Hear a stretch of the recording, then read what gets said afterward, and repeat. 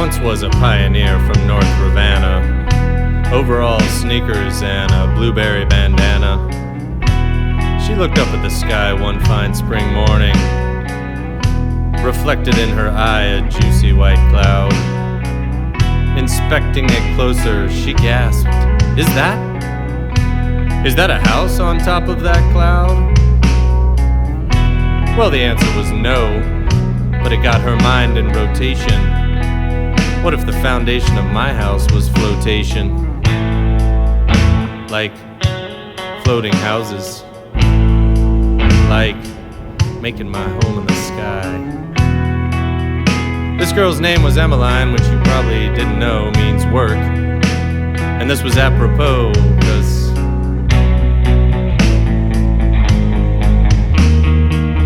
she devoted her youth to experimentation. On atmospheric, architectural relaxation.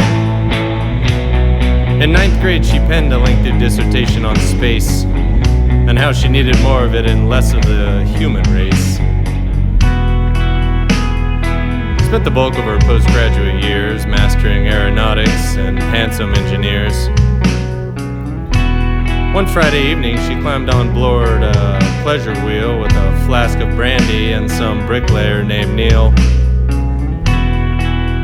As they rounded the top, it was fairly surprising when the wheel came to a stop, so Emmy looked out at the horizon. She pictured curtains, crown molding, stars out the window, a fireplace, white granite countertops, balconies to the infinite.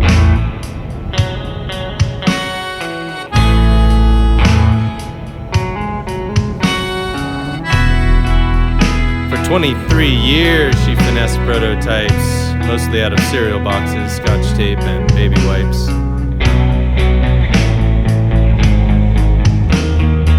The first 10 or so were basically abstract art. The next couple dozen were functional, but they wouldn't start. She learned something new every time one hit the ground. Pretty soon she was sure she'd be skyward bound. Then one day it was like the clouds parted and the sun shone down. I don't need one big drone, I need hundreds. The very next month was her first successful birth. 16 months later was the last time she touched Earth. All of a sudden, there she was, living life at 5,000 feet. She could look down on everyone, day or night. She lived up there for years by herself with the birds. She'd hover down every now and then to watch the sun rise behind the mountains or test air pressures. But the word got out and she was famous the world over. Of course, naturally, then everyone wanted their house to fly, but like I said, my great-grandmother was a pioneer.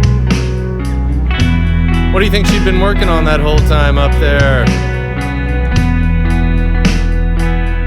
Her business plan. That's why I am who I am today.